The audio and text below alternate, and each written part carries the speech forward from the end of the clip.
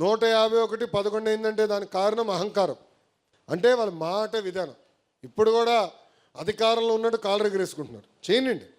కానీ ఎర్ర బుక్ అని వాళ్ళు ఇప్పుడు ఎర్ర బుక్ రాజ్యాంగం అని భయపడిపోతున్నారు రా స్వామి. మొన్నటి వరకు మీసాలు మెలేసి అబే నాకేమవుతుందో తోపుతురం ఏమన్నారు ఆయన తమ్మినేని గారు రథం ఏదో వస్తుందంట అందరికి కస అన్నాడు. అయిపోయింది. కార్యకర్తల పైన ఎక్కిపోయాడు ఆయన. మీరు అందరూ వైకాపాలను ఒకటే అడగాలి. అధికారంలో కలవలేకపోయారు, అది డిఫరెంట్ స్టోరీ. ప్రతిపక్షంలో ఉన్నాడు, ప్రతిపక్ష హోదా కూడా లేదు. పులివెందుల ఎమ్మెల్యేనే, ఫుల్ టైం ఉంది. ఎందుకు మిమ్మల్ని కలవట్లేదు? కనీసం ఇప్పుడు కూడా కలవట్లే, ఒక్క ఫోటో కూడా దిగట్లా. అంటే సొంత కార్యకర్తలంతా ఎంత చిన్న చూపు ఒక్కసారి మీరు ఆలోచించాలి. అరే ఎర్రబుక్ గురించి మాడితే ఒకటికి గుండెపోటు వచ్చింది భయ్. ఇంకొకటి పరిస్థితి ఎలా ఉందో మీకు బాగా తెలుసు కదా. ఏదో మాట్లాడేశాడు. నా గురించి మాట్లాడినప్పుడు నేను బాధపడలా. ఎప్పుడైతే మా తల్లి జోలికి వచ్చాడో ఆనాడే నేను ఫిక్స్ అయ్యా. నాకు టైం వస్తుంది, మీకు చూపిస్తారో ఒక్కొక్కటి సంగతి. చూశారు కదా పరిస్థితి. ఏనా తల్లి జోలికి వస్తే వదిలిపెడతాం మనం? ఎవరిని వదిలిపెడతారా? ప్రసక్తేలే.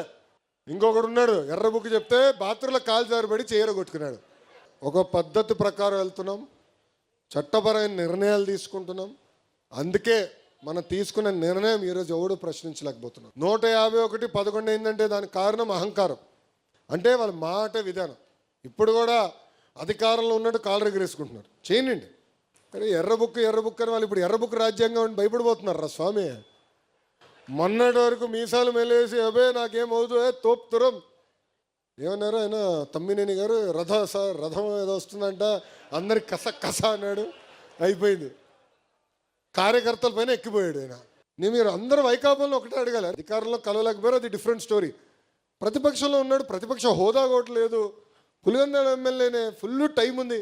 ఎందుకు మిమ్మల్ని కలవట్లేదు? కనీసం ఇప్పుడు కూడా కలవట్లే, ఒక్క ఫోటో కూడా దిగట్లా.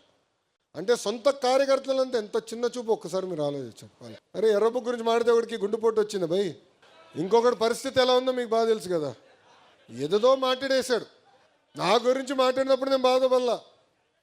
ఎప్పుడైతే మా తల్లి జోలికి వచ్చాడో ఆనాడే నేను ఫిక్స్ అయ్యా. నాకు టైం వస్తుంది, మీకు చూపిస్తారో ఒక్కొక్కటి సంగతి. చూశారు కదా పరిస్థితి. ఏనా తల్లి జోలికి వస్తే వదిలిపెడతాం మనం? ఎవరిని వదిలిపెడతారా? ప్రసక్తేలే. ఇంకొకడు ఉన్నాడు, ఎర్ర బుక్ చెప్తే బాత్రూంలో కాలు జారిపడి కొట్టుకున్నాడు. ఒక పద్ధతి ప్రకారం వెళ్తున్నాం, చట్టపరమైన నిర్ణయాలు తీసుకుంటున్నాం.